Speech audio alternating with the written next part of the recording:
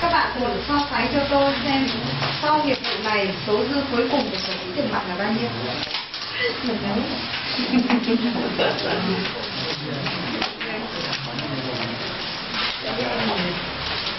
Cái số tiền 83.000 này em đừng có tăng số, em sử dụng cái gì nghiệp vụ em 2.000 đấy.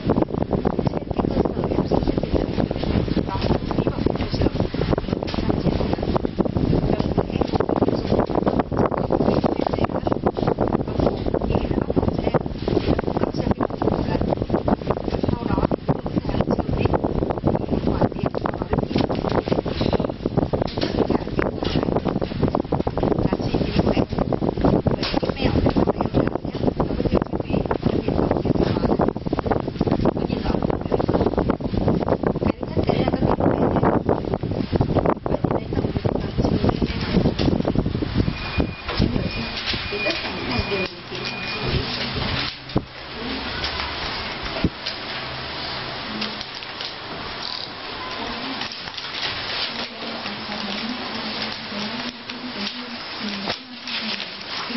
Không phải bởi vì cái chi này của em hai xe nó nằm cạnh nhau thế này thì em có sót không quên không mang vé vào trang chức quan sang cũng không sao cả.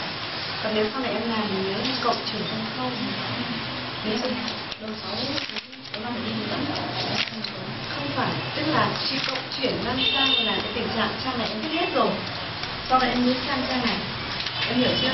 Chứ không phân biệt ở đầu này, không phân biệt ở đầu tài khoản nào, vì đây là đề là cộng chuyển sang con chứ chuyển dư với kỳ đâu. Có nghĩa là mình vẫn còn đang tiếp diễn nữa nhưng mà mình hết chỗ mình làm.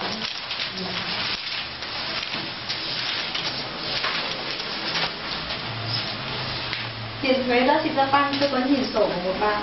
Hiện tại bây giờ mình còn đang được số trừ 1 tỷ 216 triệu. Các bạn thấy số tiền này có nhiều không? Có nhiều. Số tiền này có nghĩa là như thế nào? Nhà nước đang nợ mình đúng không? Tức là mình đã nộp thông qua những lần mua hàng. Thế có cách nào lấy được số tiền này được không? Khấu trừ. Có một bạn đưa ý kiến là khấu trừ, và một bạn đưa ý kiến là hoàn thuế. Theo các bạn thế nào? Khấu trừ là gì nhỉ? Chúng ta được lấy lại gián tiếp, đúng không? Bằng cách người ta bán hàng ra và thu hộ thuế giá trị gia tăng. Sau đó ta bù trừ cái phần người ta đã nộp rồi, đúng không ạ? Mà hoàn thuế thì theo quy định đến một thời kỳ nào đó chúng ta mới được hoàn thuế.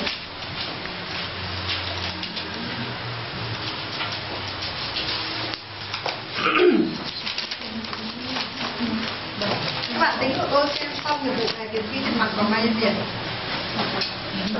1 tỷ 706 triệu 006.800. Chính xác.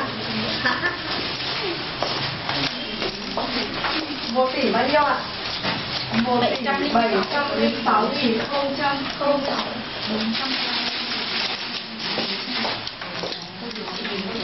Chị đúng không? Số liệu này gì nhờ? Đấy nhé, các bạn xem có đúng không? Nghe chừng có vẻ lớp này nhiều bạn cân sổ lắm thầy ạ. Chứ số mua rồi. Thầy tham quan sổ của hai bạn em đã nhìn được. Một là bạn bao người thông minh nó rơi hết vào nếp này. Cô có nhớ phần thưởng không? Sổ mẫu. Ai sổ đẹp nhất thì được công ty giữ lại vào cho vào phòng bảo tàng, phòng truyền thống và tặng một khóa học đọc kiểm tra phân tích báo cáo tài chính 1.500.000. Nhưng mà thầy ơi, cái này là bị báo muộn quá đâu hay là không biết.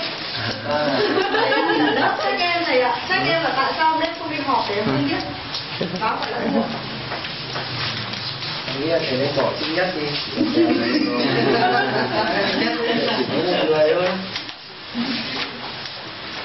Sau hôm đấy thì lớp em mới đọc ra là ngoài cái giải nhất ra có giải nhì, và giải đa hoặc giải khuyến khích không?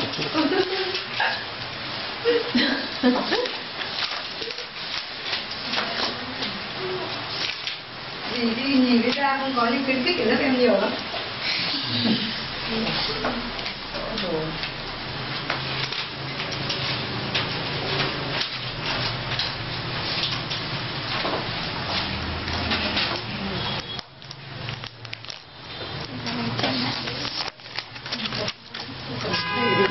Điện thoại để phòng.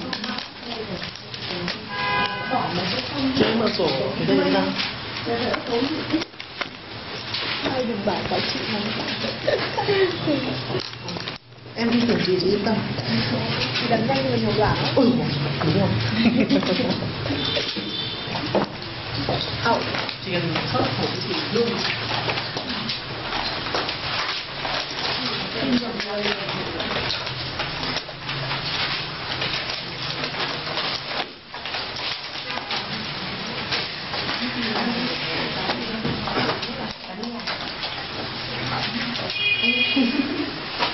Khách kiểu yêu là bánh nhà yêu.